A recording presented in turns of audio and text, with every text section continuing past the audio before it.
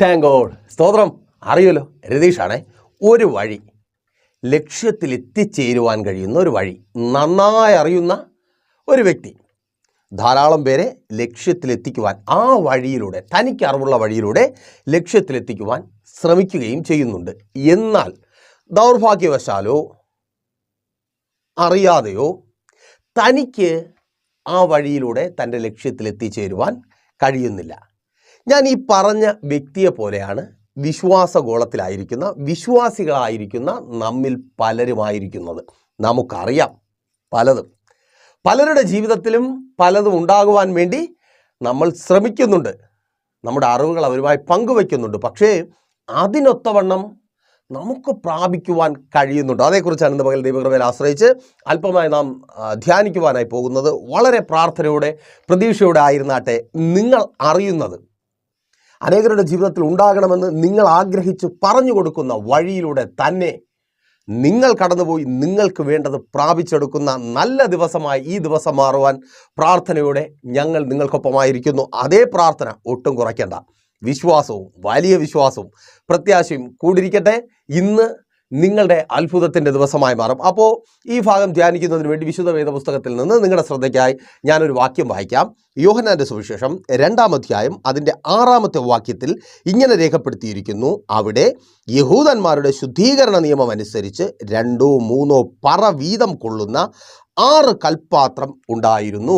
യോഹന്നാൻ സുവിശേഷം 2-ാം അധ്യായം 1 മുതൽ 11 വരെയുള്ള വാക്യങ്ങളിൽ നമുക്കൊക്കെ ഏറെ സുപരിചിതമായ നമ്മുടെ കർത്താവായ യേശു ക്രിസ്തുവിൻ്റെതായി യോഹന്നാൻ രേഖപ്പെടുത്തിയിരിക്കുന്ന പരസ്യ ശുശ്രൂഷയിലെ ആദ്യത്തെ അത്ഭുതം, ഒരു ഭവനം. എന്താ ആ ഭവനത്തിൻ്റെ പ്രത്യേകത? അതൊരു വിരുന്ന് വീടാണ്. അതിനകത്ത് ഒരു കൂട്ടർ ഒരുങ്ങുകയാണ് തങ്ങൾ അനുഭവിക്കുന്ന സന്തോഷം മറ്റുള്ളവരുമായി പങ്കുവയ്ക്കുവാൻ. പുറത്തു നിന്ന് അതിനകത്തേക്ക് വേറൊരു കൂട്ടർ കടന്നു വരികയാണ് ആ ഭവനത്തിലെ സന്തോഷം അനുഭവിക്കുവാനും പങ്കുവയ്ക്കുവാനുമായി. ഇങ്ങനെയുള്ള 2 കൂട്ടർ അവർ പ്രതീക്ഷിക്കുന്നത് സന്തോഷമാണ്. എന്നാൽ അവരുടെ പ്രതീക്ഷയ്ക്ക് വിപരീതമായി ദൗർഭാഗ്യവശാലോ കണക്കുകൂട്ടലുകൾ തെറ്റിപ്പോയതുകൊണ്ടോ സന്തോഷത്തിന് പകരം പ്രതീക്ഷിക്കാത്ത ദുഃഖം കടന്നു വരുന്ന ഒരു സാഹചര്യം ഉണ്ടാകുന്നു. ദൗർഭാഗ്യവശാലെന്ന് പറഞ്ഞാൽ ആക്സിഡൻ്റലായി പെട്ടെന്ന് സംഭവിക്കുന്ന പല വിഷയങ്ങളും നമ്മുടെ ജീവിതത്തിൽ നമ്മളൊന്നും ചെയ്യാതെ തന്നെ വലിയ ദുരന്തങ്ങളും ദുരിതങ്ങളും ഉണ്ടാക്കും. മറ്റു ചിലത് നമ്മുടെ കണക്കുകൂട്ടലുകൾ തെറ്റിപ്പോകുമ്പോൾ. വിവാഹം നടത്തിയിട്ടുള്ള വീട്ടുകാർക്കറിയാം, ആഹാരമുണ്ടാക്കുന്നത് നമ്മൾ ക്ഷണിച്ചിട്ടുള്ള ആൾക്കാരുടെ അല്ലെങ്കിൽ കടന്നു വരുവാനുള്ള ആൾക്കാരുടെ എണ്ണത്തിനനുസരിച്ചാണ്. ആ എണ്ണം, ആ കാൽക്കുലേഷൻ തെറ്റിപ്പോയാൽ ആഹാരം ഒന്നുകിൽ മിച്ചം വരും അല്ലെങ്കിൽ കുറവ് വരും. കുറവ് വന്നാൽ സന്തോഷത്തോടെ പിരിയേണ്ടവർ ദുഃഖത്തോടെ പിരിയും, അസ്വാരസ്യമുണ്ടാകും, കറുത്ത മുഖം കാണേണ്ടി വരും, വെറുപ്പ് സമ്പാദിക്കുന്ന അനുഭവമായി മാറും. പുതിയ ബന്ധങ്ങൾ ഉണ്ടാകേണ്ടിടത്ത് ശത്രുക്കൾ ഉണ്ടായിത്തീരും. ഔവിധത്തിൽ ഏതോ നിലയിൽ പ്രതീക്ഷിക്കാത്തത് ആ ഭവനത്തിൽ കടന്നു വരുവാനായി പോകുന്നു. നമ്മുടെയൊക്കെ ജീവിതത്തിൽ നമ്മൾ ഭയപ്പാടോടെ ആയിരിക്കുന്ന അതേ അവസ്ഥ തന്നെ. എല്ലാം നല്ല നിലയിലാണ് പോകുന്നത്, പക്ഷേ ഒരു പേടിയുടേതായ, ഭയത്തിൻ്റെതായ അനുഭവം. എപ്പോൾ വേണമെങ്കിലും എന്തും സംഭവിക്കാം. ഒപ്പമുണ്ടായിരുന്ന, അതല്ലേ സഹോദര നിന്നെ ഏറ്റവും അധികം വേദനിപ്പിക്കുന്ന, നിനക്കൊപ്പം ജോലി ചെയ്ത, നിന്നെക്കാൾ ഒരുപക്ഷെ മിടുക്കനായിരുന്ന അദ്ദേഹത്തിന് ജോലി പോയി, അവൾക്ക് ജോലി പോയി. ഇനി ഏത് നിമിഷവും എൻ്റെ ജോലിയും പോകാം. പേടിയാണ്. അറിഞ്ഞോ അറിയാതെയോ ആ കൊറോണ മുഖാന്തരമോ സാമ്പത്തിക മാന്ദ്യം മുഖാന്തരമോ എന്തോ ജോലി നഷ്ടപ്പെടുവാൻ പോകുന്നു. വലിയ ഭയമാണ്. എല്ലാം നല്ലതായി പൊയ്ക്കൊണ്ടിരുന്നത്, എന്നാൽ ഇവിടെ നിന്നൊക്കെയോ പ്രശ്നങ്ങൾ കുടുംബജീവിതത്തിനകത്തേക്ക് കടന്നു വരുന്നു. പഴയ സ്നേഹമൊന്നുമില്ല, പരസ്പരമുള്ള പങ്കുവയ്ക്കലുകളും പരസ്പരമുള്ള സംസാരവും യേശുവിൻ നാമത്തിൽ സഹോദരി നിന്നെക്കുറിച്ച് തന്നെയാണ്. ആ ഊഷ്മളതയൊക്കെ നഷ്ടപ്പെട്ടു പോയിരിക്കുന്നു. സംസാരിക്കുവാൻ നേരമില്ലാതായി തീർന്നിരിക്കുന്നു. ഭയപ്പെടുന്നുണ്ട്. എന്തോ സംഭവിക്കുവാൻ പോകുന്നു, എന്തോ വലിയ ദുരന്തം സംഭവിക്കുവാൻ പോകുന്നു. മാതാവേ, പിതാവേ, ഭയന്നായിരിക്കുന്നുവോ? എൻ്റെ തലമുറകളുടെ ജീവിതത്തിൽ ഇതാ എന്തോ സംഭവിക്കുവാൻ പോകുന്നു. ഞാൻ വിചാരിച്ചതുപോലെ ഒന്നും നടക്കുന്നില്ല. ചിലത് ഇല്ലാതായിരിക്കുന്നു, ചിലത് തീർന്നു പോയിരിക്കുന്നു. പ്രതീക്ഷിക്കാത്തത് ഭവനത്തിൽ സംഭവിച്ചിരിക്കുന്നു. നല്ല റിസൾട്ട് ഉണ്ടാകുമെന്ന് വിചാരിച്ചതാണ്, പക്ഷെ റിസൾട്ട് ഉണ്ടായിട്ടില്ല. പരാജയം, ജയത്തിന് പകരം പരാജയം കടന്നു വന്നിരിക്കുന്നു. ഇങ്ങനെയൊക്കെ പോയാൽ എല്ലാ കാര്യങ്ങളും ക്രമപ്പെടുത്താമെന്ന് ചിന്തിച്ചതാണ്. ശരീരം പഴയതുപോലെ വഴങ്ങുന്നില്ല, എഴുന്നേൽക്കുവാൻ കഴിയുന്നില്ല, ജോലി കഴിഞ്ഞ് വന്നു കിടന്നാൽ ഉറക്കം വരുന്നില്ല, ശരീരം ബലഹീനമായി തീർന്നിരിക്കുന്നു, ഭയപ്പാടാണ്. ഈ വലിയ ബാധ്യതകളിൽ നിന്ന് എങ്ങനെ പുറത്തു വരുവാൻ കഴിയും? എൻ്റെ ആരോഗ്യം നഷ്ടപ്പെട്ടു പോയാൽ, ഞാൻ രോഗിയായി തീർന്നാൽ, മുൻപിലൊരു വലിയ പ്രതിസന്ധി, ഡെമോക്ലസിന്റെ വാൾ പോലെ തലയ്ക്ക് മുകളിൽ തൂങ്ങുന്ന അവസ്ഥ. അതേ അവസ്ഥയിൽ ആ ഭവനമായിരിക്കുന്നു. എന്നാൽ ആ ഭവനത്തിന് മറ്റൊരു പ്രത്യേകത കൂടെയുണ്ട്. എന്താണ് ആ ഭവനത്തിന്റെ പ്രത്യേകത? ആ ഭവനത്തിനകത്ത് നമ്മുടെ കർത്താവായ യേശു ക്രിസ്തു ഉണ്ട്. ഓ സ്തോത്രം! ഈ സന്തോഷവാക്യം ഞാൻ പറയുമ്പോൾ നിങ്ങൾക്കൊരു പക്ഷേ വിഷമം തോന്നും. അയ്യോ, ആ കുടുംബത്തിൽ യേശുവുണ്ട്, എൻ്റെ ജീവിതത്തിലോ? എന്നെ കേൾക്കുന്ന പ്രിയ സഹോദര, സഹോദരി, മാതാവേ, പിതാവേ, കുഞ്ഞെ, ഈ സമയം ദൈവത്തിൻ്റെ പരിശുദ്ധാത്മാവിനാൽ ഒരു ഉറപ്പ് നിങ്ങൾക്ക് നൽകട്ടെ. നിങ്ങളുടെ ജീവിതത്തിൽ യേശുവുണ്ട്, നിങ്ങളുടെ ഭവനത്തിൽ യേശുവുണ്ട്.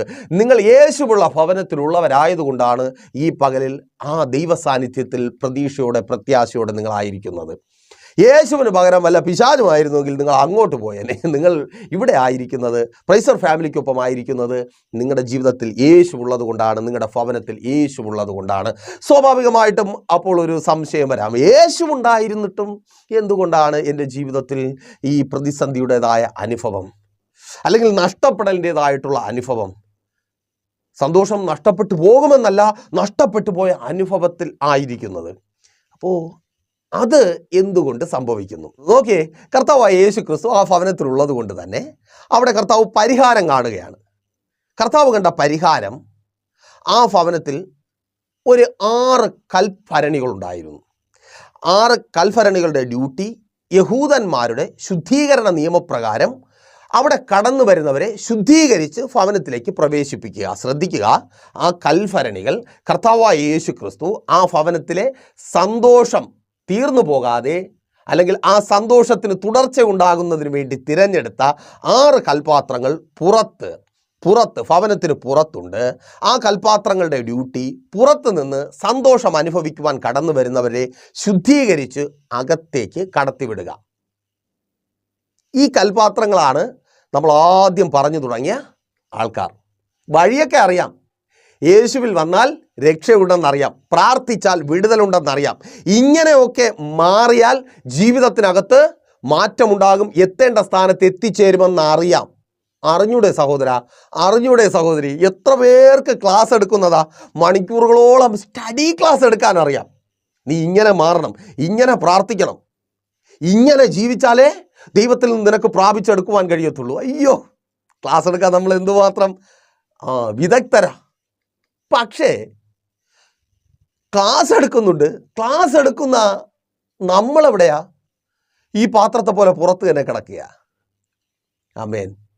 നമ്മളെ കർത്താവ് കണ്ടിട്ടുണ്ട്, നമ്മളിലൂടെയാ പലതും ചെയ്തെടുക്കുവാൻ പോകുന്ന. പക്ഷെ നമ്മൾ പുറത്ത് കിടക്കുക. പുറത്ത് കിടന്നിട്ട് കാര്യമില്ല. പിന്നെയോ ഈ കൽപാത്രത്തിനൊരു മാറ്റം വരിക. ശുദ്ധീകരണ നിയമപ്രകാരം കടന്നു വരുന്നവരെ ശുദ്ധീകരിച്ചു കൊണ്ടിരുന്ന കൽപാത്രം സ്വയം ശുദ്ധീകരിച്ച്, അല്ലെങ്കിൽ ആ വെള്ളത്താൽ ശുദ്ധീകരിക്കപ്പെട്ട് അകത്ത് വിരുന്ന് മേശയിലേക്ക് കടന്നു വരിക. ഒരു മാറ്റമുണ്ടായി. അതുവരെ ആ കൽപാത്രം മറ്റുള്ളവർക്ക് ശുദ്ധീകരണത്തിനായി പ്രയോജനപ്പെട്ടു. എന്നാൽ അന്ന് ആ കൽപാത്രം ആ വെള്ളത്താൽ സ്വയം ശുദ്ധിയായി. തുടർന്ന് വിരുന്ന് മേശയിലേക്ക് ഒരു മാറ്റം, ആ കൽപാത്രത്തിനൊരു മാറ്റമുണ്ടായപ്പോൾ ആ കൽപാത്രം നിറയപ്പെട്ടു. പ്രിയരെ, മറ്റുള്ളവരെ മാറ്റുമ്പോഴല്ല നിങ്ങൾ നിറയപ്പെടുന്നത്, നിങ്ങൾ മാറുമ്പോഴത്രേ. യേശുവിൻ നാമത്തിൽ തിരിച്ചറിയുന്നവർക്കായി ഞാൻ ദൈവത്തെ സ്തുതിക്കുന്നു. നിങ്ങൾ മാറുമ്പോൾ നിങ്ങൾക്കറിയാം എങ്ങനെ മാറണം, ദൈവത്തിൽ നിന്ന് എങ്ങനെ പ്രാപിക്കണം. അത് ഞാൻ പറഞ്ഞു തരേണ്ട കാര്യമില്ല, നിങ്ങൾക്കറിയാം. അനേകർക്ക് നിങ്ങൾ പറഞ്ഞു കൊടുക്കുന്നതാണ്. പക്ഷെ നിങ്ങൾക്ക് മാറുവാൻ താല്പര്യമില്ല. നിങ്ങൾ പുറത്ത് തന്നെ കിടക്കുന്നു, നിറയത്തില്ല, കർത്താവ് തിരിഞ്ഞു നോക്കത്തില്ല. നീ അകത്ത് വിരുന്ന് മേശയുടെ മേൽ വന്നിട്ടല്ലാതെ നിന്നെ കൊണ്ടൊരു പ്രയോജനം നിനക്കും ഒപ്പമുള്ളവർക്കും ഉണ്ടാകത്തില്ല. എപ്പോൾ നീ മനം തിരിഞ്ഞ്, ഓ സ്തോത്രം, നിന്റെ അറിവുകൾ വച്ച് നീ സ്വയം കഴുകി അകത്ത് കയറുന്നുവോ, അപ്പോൾ കർത്താവ് നിന്നെ നിറയ്ക്കും. ആമേൻ. അപ്പോഴാ പ്രശ്നം വരുന്നത്, ദേവദാസനെ എങ്ങനാ മാറണമെന്നൊക്കെ ആഗ്രഹമുണ്ട്, മിണ്ടാതിരിക്കും. പക്ഷെ ആ മനുഷ്യൻ പണ്ടാരക്കാലം കുടിച്ചോണ്ട് വന്നു കിടന്ന് ബഹളം വെച്ചാൽ എത്ര നേരം കേട്ടോണ്ട് മിണ്ടാതിരിക്കാൻ പറ്റും? സഹോദരി, ഒരു സംശയം ചോദിക്കട്ടെ. അവൻ ബഹളം വയ്ക്കുന്നത് അവൻ്റെ ഉള്ളിലുള്ള പിശാചിൻ്റെ പ്രവൃത്തിയുടെ ഫലമായിട്ടാണ്. അത് കേട്ടിട്ട് നീ ബഹളം വയ്ക്കുന്നത് നിന്റെ ഉള്ളിൽ ആ പിശാച് ഇരുന്നിട്ടാണോ? ബഹളം വയ്ക്കുന്നുണ്ടെങ്കിൽ പിശാചായിരിക്കുന്നേ. നിന്റെ ഉള്ളിൽ പരിശുദ്ധാത്മാവല്ലേ ഉള്ളത്. മദ്യപിച്ചവൻ്റെ ഉള്ളിൽ നിന്ന് മദ്യത്തിൻ്റെ സ്വഭാവം പുറത്തു വരുമ്പോൾ പരിശുദ്ധാത്മാവുള്ള നിന്നിൽ നിന്ന് എന്തുകൊണ്ടാണ് പരിശുദ്ധാത്മാവിൻ്റെ ഫലമായ സമാധാനവും ക്ഷമയും സന്തോഷവും ദീർഘക്ഷമയും ഒക്കെ പുറത്തു വരാത്തെ? അതാ കുഴപ്പം. മാറാൻ തയ്യാറാകുന്നില്ല. അങ്ങനെ മാറിയാൽ പകുതി പ്രശ്നമേ ഉള്ളൂ, പകുതി അലപ്പേ ഉള്ളൂ, പകുതി ശബ്ദമേ ഉള്ളൂ. പകുതി പ്രശ്നം ആൾറെഡി തീർന്നല്ലോ. ഒരു മുഴുത്ത പ്രശ്നത്തിന് വേണ്ടി പ്രാർത്ഥിക്കുന്നതിനേക്കാൾ എളുപ്പമല്ലേ പകുതി പ്രശ്നത്തിന് വേണ്ടി പ്രാർത്ഥിക്കുന്നേ? ഒരു വീട്ടിനകത്ത് 4 പേരുണ്ട്. അവിശ്വാസിയായ അപ്പൻ, അവിശ്വാസിയായ 2 മക്കൾ. 3 പേരും കൂടെ വഴക്ക് തുടങ്ങിയ ഒപ്പം വിശ്വാസിയായ അമ്മയും കൂടെ ചേരുക. ഇതിനകത്തുള്ള ഏറ്റവും വലിയ ദുരന്തം എന്താണെന്നറിയാമോ? മറ്റവർ നാട് മുഴുവൻ നടന്ന് ബഹളം വെച്ച് തൊണ്ടയൊക്കെ അടച്ചു പോയാൽ വീട്ടിനകത്ത് വരുന്നേ. കാള അമർന്നത് പോലെ ബഹളം വയ്ക്കുന്നത് നീ മാത്രമേ കേൾക്കത്തുള്ളൂ. എന്നാൽ അന്യഭാഷയും കയ്യടിയും ബഹളവും ആരാധനയുമായിട്ട് നടക്കുന്ന തുറന്ന തൊണ്ടയുള്ള നിന്റെ ശബ്ദം അല്പമൊന്ന് ഉയർന്നാൽ നാട്ടുകാർ മുഴുവൻ കേൾക്കും. പറഞ്ഞു തുടങ്ങും. പ്രാർത്ഥനക്കാരിയാണ്, ഉടുത്തൊരുങ്ങി നടക്കുക. വീട്ടിനകത്ത് നിന്ന് തെറിവിളി മാത്രമേ ഉള്ളൂ. നിനക്കും ചീത്തപ്പേര്, ദൈവത്തിന് ചീത്തപ്പേര്. അന്തരീക്ഷം ബഹളമയമായി മാറി. പിശാചുള്ളവർ അവരുടെ പ്രവൃത്തി കാണിക്കട്ടെ. നീ എന്തിനാ അതിനെ അനുകരിക്കുന്നേ?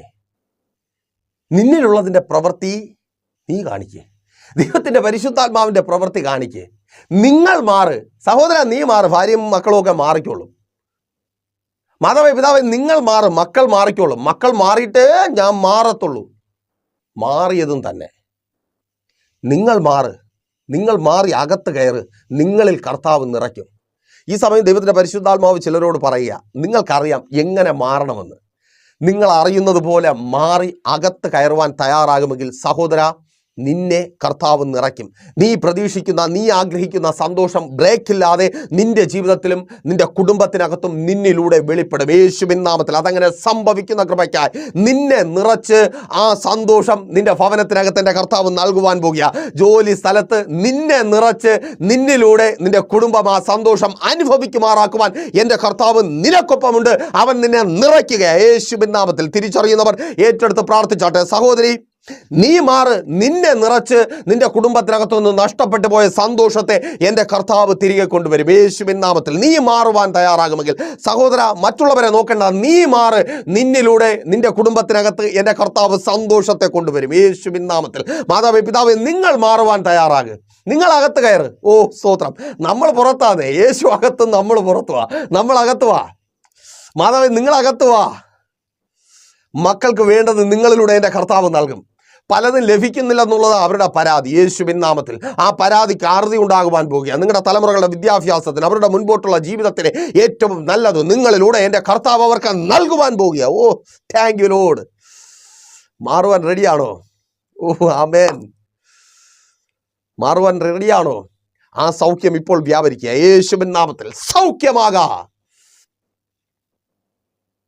ആമേൻ. പുറത്തു നിന്ന് അകത്തേക്ക് നിങ്ങൾ മാറിയാൽ മതി സഹോദരി. ആ ബാധ്യത മാറും. നീ മാറുമ്പോൾ ആ ബാധ്യതയിൽ നിന്ന് പുറത്തു വരുവാനുള്ളത് നിന്നിൽ എൻ്റെ കർത്താവ് നിറച്ചു തരും. ഓ ആമേൻ. നിന്നിൽ കർത്താവ് നിറച്ചു തരും. മറ്റുള്ളവരെ നോക്കി നിൽക്കണ്ട. എൻ്റെ ഭർത്താവ് മാറുന്നില്ലല്ലോ, അവനും കൂടെ വരുത്തി വെച്ച കടമാണല്ലോ. എൻ്റെ ഭാര്യ മാറുന്നില്ലല്ലോ, അവൾക്ക് വേണ്ടി വരുത്തി വെച്ച കടമാണല്ലോ. നോക്കണ്ട. നീ മാറ്. നിന്നിലൂടെ നിന്റെ കുടുംബത്തെ എൻ്റെ കർത്താവ് മാറ്റുവാൻ പോകുക.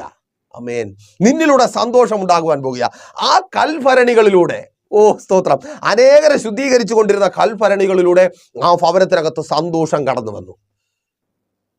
പ്രിയരെ, നിങ്ങൾ മാറുവാൻ തയ്യാറാകുമ്പോൾ നിങ്ങളിലൂടെ നിങ്ങളുടെ ജീവിതത്തിലും നിങ്ങൾക്കൊപ്പമുള്ളവരുടെ ജീവിതത്തിലും സന്തോഷത്തെ കർത്താവ് നിറയ്ക്കും. സമാധാനത്തെ കർത്താവ് നിറയ്ക്കും. അനുഗ്രഹങ്ങളെ കർത്താവ് നിറയ്ക്കും. അതിനായിട്ട് ദൈവം നിങ്ങളെ ഒരുക്കട്ടെ. അപ്പോൾ മെസ്സേജ് നിങ്ങൾക്ക് അനുഗ്രഹമായെന്ന് കരുതുന്നു. അനുഗ്രഹമായെങ്കിൽ എന്ത് ചെയ്യും?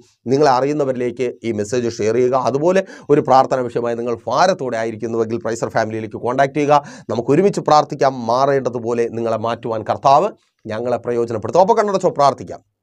വിശ്വസ്ത കർത്താവേ, നല്ല ദൈവമേ, അനുഗ്രഹീതമായി നല്ല പകൽക്കാലം ഇവരറിയുന്നു എങ്ങനെ മാറിയാൽ, എങ്ങനെ ജീവിച്ചാൽ കർത്താവിൽ നിന്ന് പ്രാപിക്കുവാൻ കഴിയും. എന്നാൽ പലപ്പോഴും അതിന് കഴിയാതെ പോകുന്നു. ഇന്ന് ഇവർ മാറട്ടെ. യേശുവിൻ നാമത്തിൽ മാറിയവർ ഇപ്പോൾ അനുഗ്രഹം പ്രാപിക്കട്ടെ. ആ കൽപാത്രങ്ങളിൽ നിറച്ച കർത്താവേ, എനിക്ക് മുമ്പിലായിരിക്കുന്നവരെ അങ്ങ് നിറയ്ക്കുന്ന കൃപയ്ക്കായി, അവരിൽ നന്മകൾ നിറയ്ക്കുന്ന കൃപയ്ക്കായി, അവരുടെ തൊഴിലിടങ്ങളിൽ സമൃദ്ധി ഉണ്ടാകട്ടെ. ജോലി സംബന്ധമായി ഭാരപ്പെടുന്നവർ യേശുവിൻ നാമത്തിൽ ഇന്ന് പകലിൽ അവർ വിടുതൽ അനുഭവിക്കട്ടെ. ബാധ്യതകളിൽ നിന്ന് പുറത്തു വരട്ടെ. കൊടുത്തു തീർക്കുവാൻ തക്കവണ്ണം വഴികൾ തുറക്കപ്പെടട്ടെ. പലിശക്കടങ്ങൾ, ജപ്തി നോട്ടീസുകൾ, അത് മുഖാന്തരമുള്ള നിരാശയും കണ്ണുനീരും യേശുവിൻ നാമത്തിൽ വിട്ടുമാറട്ടെ. ഈ ജനം അനുഗ്രഹം പ്രാപിക്കട്ടെ. ഓ താങ്ക് യു ലോർഡ്. രോഗികളായി ഭാരപ്പെടുന്നവർ പ്രാർത്ഥിച്ച് ഇപ്പോൾ സൗഖ്യമാകട്ടെ. ആശുപത്രികളിൽ നിന്ന് ഭവനങ്ങളിലേക്ക് ഒരു മാറ്റം ഉണ്ടാകട്ടെ, ഒരു ട്രാൻസ്ഫർ ഉണ്ടാകട്ടെ. ഓ സ്തോത്രം. വിദ്യാഭ്യാസ മേഖലകൾ അനുഗ്രഹമായി മാറട്ടെ. ഉപരിപഠന സാഹചര്യങ്ങൾ ഒരുങ്ങട്ടെ. രാജ്യങ്ങളുടെ വാതിലുകൾ തലമുറകൾക്ക് മുമ്പിൽ തുറക്കട്ടെ. ആ തടസ്സങ്ങൾ മാറിപ്പോകട്ടെ യേശുവിൻ നാമത്തിൽ. ഭാവി ജീവിതത്തിന് മേൽ വെല്ലുവിളിച്ച് വ്യാപരിക്കുന്ന പോരുകൾ അഴിഞ്ഞു മാറട്ടെ. വിദ്യാഭ്യാസത്തെ തകർക്കുമെന്ന് വാദിക്കുന്ന ശത്രുവിൻ്റെ പദ്ധതിയും യേശുവിൻ നാമത്തിൽ വിട്ടുമാറട്ടെ. ഓ അനുഗ്രഹമായി മാറട്ടെ. അങ്ങ് കൂടിയിരിക്കുന്ന കൃപയ്ക്കായി സ്തുതിക്കുന്ന കർത്താവേ. സ്വന്തം ഭവനമെന്ന വാഗ്ദത്തം, അനുഗ്രഹിതമായ ജീവിതം, കുടുംബങ്ങളെ തകർത്ത് കളയുന്ന സകല വെല്ലുവിളികളും മാറിപ്പോകട്ടെ. ഭാര്യ, ഭർത്താവ്, മക്കൾ സ്നേഹത്തിൽ ഐക്യതയിൽ വർദ്ധിക്കട്ടെ. വസ്തുവകകൾ വാങ്ങട്ടെ. വിൽപ്പനകൾ നടക്കട്ടെ. കച്ചവടങ്ങൾ അനുഗ്രഹമായി തീരട്ടെ. ബിസിനസ്സുകൾ അനുഗ്രഹമായി തീരട്ടെ യേശുവിൻ നാമത്തിൽ. തടസ്സങ്ങൾ മാറട്ടെ. നിയമങ്ങൾ അനുകൂലമായി മാറട്ടെ. ഓ താങ്ക് യു ലോർഡ്. വിദേശ രാജ്യങ്ങളിൽ പല നിലകളിൽ ബാധിക്കപ്പെട്ടായിരിക്കുന്നവർ ദൈവം അങ്ങ് പ്രവർത്തിക്കുന്ന കൃപയ്ക്കായി സ്തുതിക്കുന്ന കർത്താവ്. ഇവരെ അങ്ങ് പുറത്തു കൊണ്ടുവന്നാട്ടെ.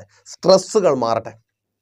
ഡിപ്രഷനുകൾ മാറട്ടെ യേശുവിൻ നാമത്തിൽ. വലുതും ചെറുതുമായ സകല വിഷയങ്ങളിൽ നിന്നും ഈ ജനത്തെ പുറത്തു കൊണ്ടുവന്ന കൃപയ്ക്കായി സ്തുതിക്കുന്നു. ഇതുവരുടെ അത്ഭുതത്തിൻ്റെ ദിവസമാക്കി മാറ്റിയ കൃപയ്ക്കായി സ്തുതിക്കുന്നു. ആമേൻ. അപ്പോൾ മറക്കാതെ നിങ്ങളുടെ വിലയേറിയ അഭിപ്രായങ്ങളും നിർദ്ദേശങ്ങളും ഞങ്ങളെ അറിയിക്കുമല്ലോ. നാളെ പകലും ദൈവം അനുവദിച്ചാൽ മറ്റൊരു വിഷയവുമായി പ്രൈസർ ഫാമിലിയുടെ പ്രഭാതം എന്നയ്ക്കൊപ്പം നാം ഒരുമിച്ചായിരിക്കുന്നതുവരേക്കും പ്രിയരെ, have a nice day. Praiser family global മിനിസ്ട്രിയുടെ വിശുദ്ധ സഭാരാധന എല്ലാ ഞായറാഴ്ചയും രാവിലെ 10 മണി മുതലും എല്ലാ വെള്ളിയാഴ്ചകളിലും ഉപവാസവും ഓൺലൈൻ മധ്യസ്ഥ പ്രാർത്ഥനയും രാവിലെ 11 മണി മുതലും ഞങ്ങൾ നിങ്ങൾക്കായി ലൈവിൽ പ്രാർത്ഥിക്കുന്നു. നിങ്ങളുടെ പ്രാർത്ഥനാ വിഷയങ്ങൾ കമന്റ് ചെയ്യുക. പ്രൈസർ ഫാമിലി ഗ്ലോബൽ എന്ന നമ്മുടെ യൂട്യൂബ് ചാനലിലൂടെ നിങ്ങൾ ലോകത്തിന്റെ ഏത് ഭാഗത്തായിരുന്നാലും ഞങ്ങൾക്കൊപ്പം ചേർന്ന് പ്രാർത്ഥിക്കുവാനും ആരാധിക്കുവാനും അവസരമുണ്ട്. നേരിട്ട് ആരാധനയിൽ പങ്കെടുക്കുവാനും വിടുതൽ പ്രാപിക്കുവാനും ആഗ്രഹിക്കുന്നവർ ഞായറാഴ്ച രാവിലെ കാർഷിക കോളേജിനടുത്ത് കാക്കാമുല ചാമ്പവിളയിലെ പ്രൈസർ ഫാമിലി വർഷിപ്പ് സെന്ററിലേക്കും ഞായറാഴ്ച വൈകുന്നേരം 3 മണിക്ക് നെയ്യാറ്റിൻകര അമരവിള താന്നിമൂട് സുമംഗലി ഓഡിറ്റോറിയത്തിന് സമീപമുള്ള MS പ്ലാസയിലേക്കും കടന്നു വരിക. നിങ്ങളുടേതായ ഒരു വിഷയത്തിനു വേണ്ടി പ്രാർത്ഥിക്കുവാനും കൗൺസിലിംഗിനുമായി സ്ക്രീനിൽ കാണുന്ന നമ്പറിൽ കോൺടാക്ട് ചെയ്യുക. നിങ്ങൾക്കും ഈ പ്രോഗ്രാം സ്പോൺസർ ചെയ്യുവാനും കർത്താവായ യേശുക്രിസ്തുവിന്റെ സുവിശേഷം അനേകരിലേക്ക് എത്തിക്കുവാനും അവസരമുണ്ട്. പ്രാർത്ഥനയോടെ വിളിക്കുക. ആമേൻ.